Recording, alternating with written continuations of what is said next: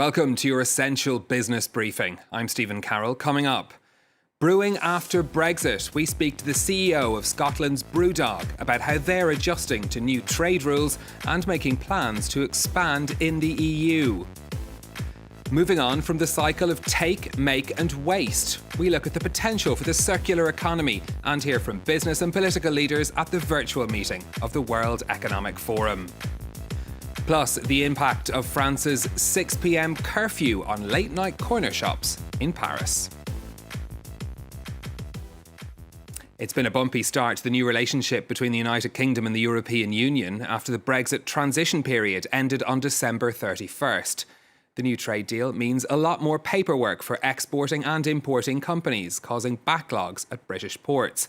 The UK's tax authority says the added red tape will cost businesses the equivalent of almost €8.5 billion per year.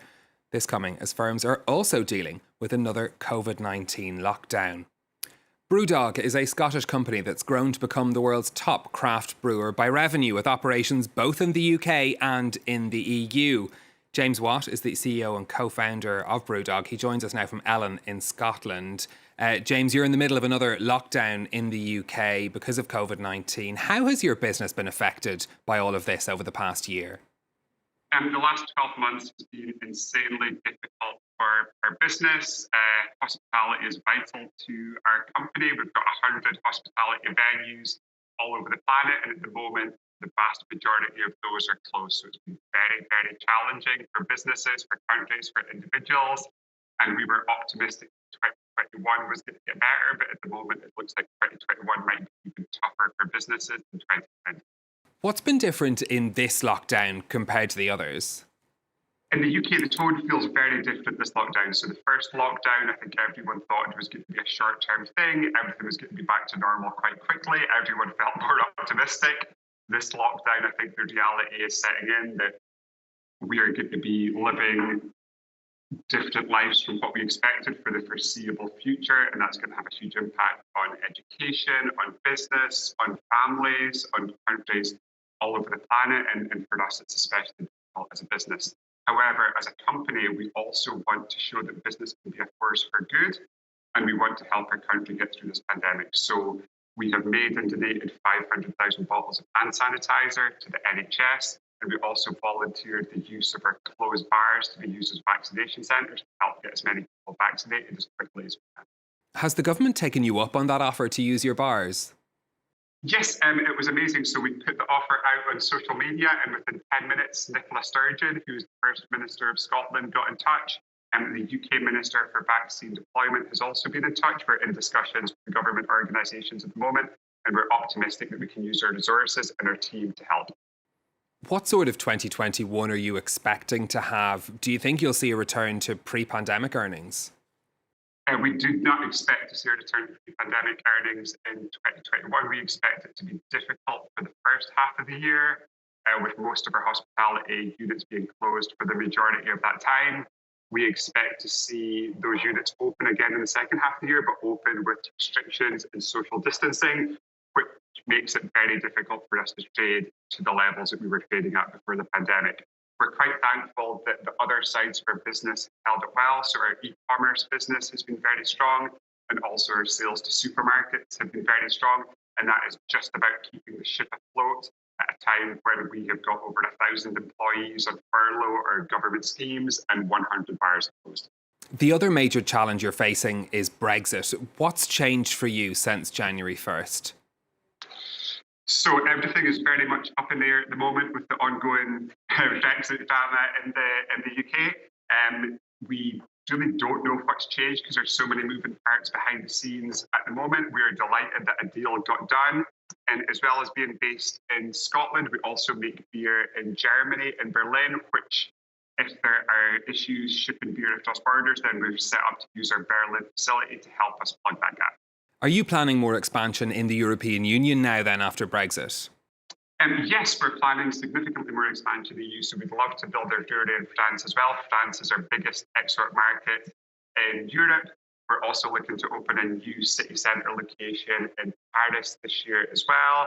We're looking to expand further in Italy, in Spain, in Holland, Austria, Switzerland. So most of our expansion activities, efforts, investment this year is going to be focused on the EU, which means Brexit was unfortunate for us. It is what it is. We just have to deal with it and do the best we can going forward. Has Brexit changed your broader business strategy? Our business strategy has always been quite simple. So our business strategy is simply to share the passion that we've got for fantastic beer with as many people as we can. And from the very early days of our business, we've always been very international focused. So we operate in 60 different countries around the planet. So that strategy is absolutely not going to change. Brexit is going to make it slightly more difficult, but we're just going to handle those difficulties as best we can. But we're definitely not going to change our business strategy, which has been very international focused and also very European focused from when we set up the business in 2007. You've lent your brand to many causes over the years. Have you your eye on any new causes or goals for 2021? So halfway through last year, we put a massive focus on sustainability, and we became the world's first carbon negative beer business. And we take twice the carbon out of the air every single year that we emit. We've also got our own forest in Scotland, where we've started planting over 1 million trees to take our carbon out of the air. And we want to set a new standard when it comes to sustainability. And hopefully one of the impacts and one of the legacies of the terrible tragedy that is COVID-19 is that people are going to become far more mindful of the impact we're having on this planet. We've only got a very short time window to make the change that we need to make to save our planet. And we want to lead the way and inspire other companies to act and inspire other companies to do all we can to put sustainability at the very top of our agenda. Okay, James Watt, CEO and co-founder of BrewDog, thank you very much for joining us. Now, the traditional January meeting of business and political leaders in Davos is happening virtually this year. The World Economic Forum discussing policies and partnerships to help the recovery from the COVID-19 pandemic. That includes plans to reduce waste and boost recycling through the circular economy. Let's listen to what the Dutch Environment Minister and the international chief of Chinese smartphone maker Xiaomi had to say on this subject. Circular economy is about much more than recycling. It is also about repair. It is about designing. It is about longer use. It's about avoiding waste. And if you ask us how are we dealing in this context of COVID, it only stresses the need to push further for this, because waste is a cost and literally a waste of money. And now, if we are thinking about how to rebuild our economy, we have an opportunity to build our economy in a circular way.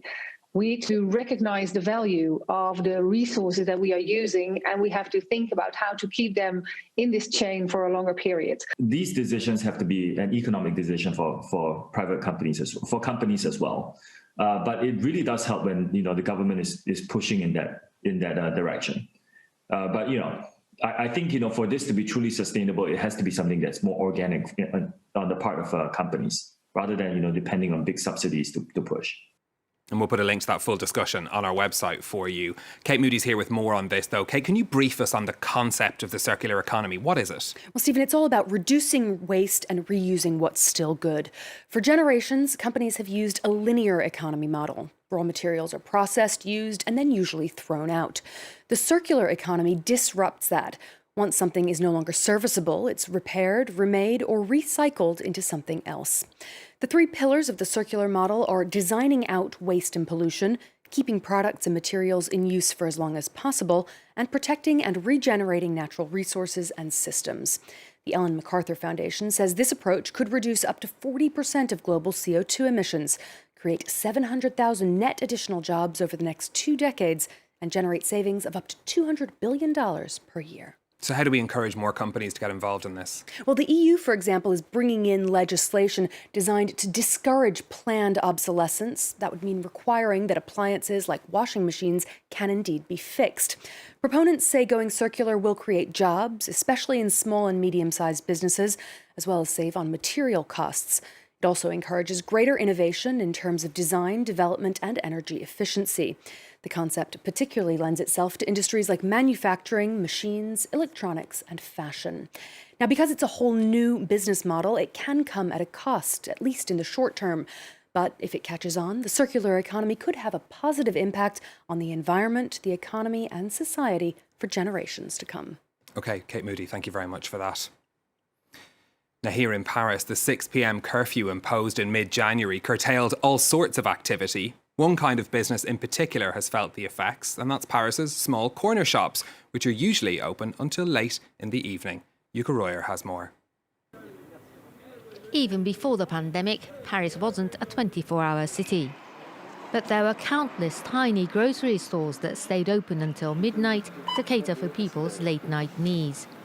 That was until COVID-19 imposed lockdowns and evening curfews.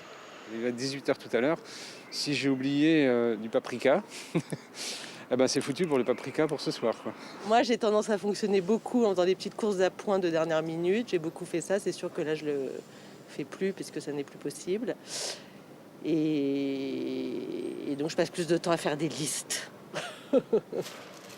The obligation to close earlier has hit these corner shops particularly hard as they catered to a niche market. Souvent, je ne gagne pas dans la journée, mais souvent, le soir, comme ça, je peux faire 200 €, 300 €. Présentement, là, je ne l'ai pas. Comme hier, comme ça, je suis partie avec 20 € à la maison. Il y a beaucoup de loyers, il y a URSSAF, il y a des impôts, il y a travailler quelqu'un. Ce n'est pas chômage partiel parce que j'ai travaillé. When imposing a nationwide curfew starting at 6 p.m, the government estimated that the impact of the measure would be insignificant. The head of the FCD Retailers Association, however, said that grocery sales after 5 p.m. accounted for as much as 30% of revenue for food stores. That's it from us for this week, but you can find all of our previous episodes on our website, france24.com. And we're on social media for your comments and questions. Until next time, thanks for watching.